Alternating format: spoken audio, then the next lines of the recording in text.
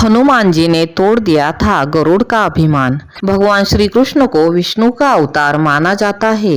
विष्णु ने ही राम के रूप में अवतार लिया और विष्णु ने ही श्री कृष्ण के रूप में। श्री कृष्ण की 8 पत्नियां थी, रुक्मिणी, जांबवंती, सत्यभामा, कालिंदी, मित्रविंदा, सत्या, भद्रा और लक्ष्मणा। इनमें से सत्यभामा को अपनी सुंदरता और महारानी होने का घमंड हो चला था, तो दूसरी ओर सुदर्शन चक्र खुद को सबसे शक्तिशाली समझता था और विष्णु के वाहन गरुड़ को भी अपने सबसे तेज उड़ान भरने का घमंड था। एक दिन श्री कृष्ण अपनी द्वारिका में रानी सत्यभामा के साथ सिंहासन पर विराजमान थे और उनके निकट ही गरुड़ और सुदर्शन चक्र भी उनकी सेवा में विराजमान थे। बातों ही बातों में रानी सत्यभामा ने व्यंग्यपूर्ण लहजे में पूछा, हे प्रभु, आपने त्रेता युग में राम के रूप में अवतार लिया था। सीता आपकी पत्नी थी, क्या वे मुझसे भी ज्यादा सुंदर थी? भगवान सत्यभामा की बातों का जवाब देते उसके पहले ही गरुड़ ने कहा, भगवान, दुनिया में मुझसे भी ज्यादा तेज गति से कोई उड़ सकता है? तभी सुदर्शन चक्र से भी रहा नहीं गया और वह भी बोल उठा कि भगवान, मैंने बड़े बड़े युद्धों में आपको विजयश्री दिलवाई है, क्या संसार में मुझसे भी शक्तिशाली कोई है? द्वारकाधीश समझ गए कि इन तीनों में अभिमान आ गया है। भगवान मंद मंद मुस्कुराने लगे और सोचने लगे कि इनका अहंकार नष्ट किया जाए। तभी उनको एक युक्ति सूझी। भगवान मंद मंद मुस्कुरा रहे थे। वे जान रहे थे कि उनके इन 3 भक्तों को अहंकार हो गया है और इनका अहंकार नष्ट होने का समय आ गया है। ऐसा सोचकर उन्होंने गरुड़ से कहा, हे गरुड़, तुम हनुमान जी के पास जाओ और उन्हें कहना कि भगवान राम माता सीता के साथ उनकी प्रतीक्षा कर रहे हैं।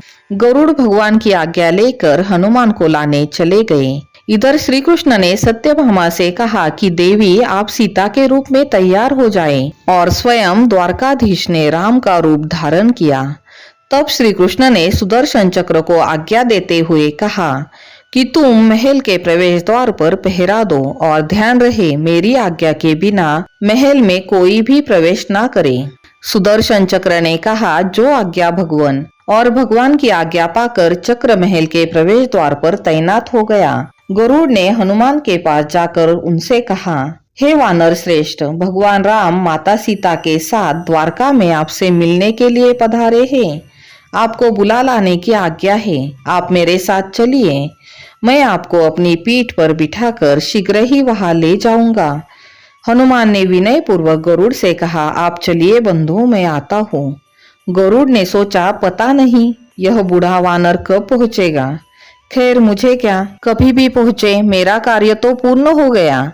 मैं भगवान के पास चलता हूँ। यह सोचकर गरुड़ शीघ्रता से द्वारका की ओर उड़ चले। लेकिन यह क्या, महल में पहुंचकर गरुड़ देखते हैं कि हनुमान तो उनसे पहले ही महल में है, प्रभु के सामने बैठे हैं। गरुड़ का सिर लज्जा से झुक गया। तभी श्री राम के रूप में श्री कृष्ण ने हनुमान से कहा, पवन पुत्र, तुम बिना आज्ञा के महल में कैसे प्रवेश कर गए? क्या तुम्हें किसी ने प्रवेश द्वार पर रोका नहीं? हनुमान ने हाथ जोड़ते हुए सिर झुकाकर अपने मुंह से सुदर्शन चक्र को निकालकर प्रभु के सामने रख दिया। हनुमान ने कहा कि प्रभु, आपसे मिलने से मुझे क्या कोई रोक सकता है? इस चक्र ने रोकने का तनिक प्रयास किया था, इसलिए इसे मुंह में रखकर मैं आपसे मिलने आ गया, मुझे क्षमा करें। भगवान मंद मंद मुस्कुराने लगे। अंत में हनुमान ने हाथ जोड़ते हुए श्री राम से प्रश्न किया, हे प्रभु, मैं आपको तो पहचानता हूँ, आप ही श्री कृष्ण के रूप में मेरे राम हैं, लेकिन आज आपने माता सीता के स्थान पर किस दासी को इतना सम्मान दिया है कि वे आपके साथ सिंहासन पर विराजमान हैं। अब रानी सत्यभामा का अहंकार भंग होने की बारी थी। उन्हें सुंदरता का अहंकार था जो पल भर में चूर हो गया था। रानी सत्यभामा, सुदर्शन चक्र, गरुड़, तीनों का गर्व चूर चूर हो गया था।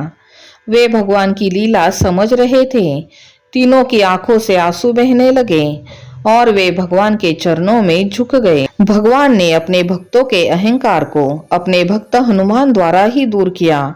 अद्भुत लीला है प्रभु की। राधे राधे। कहानी अच्छी लगी हो तो लाइक, सब्सक्राइब और शेयर कर दीजिएगा। धन्यवाद।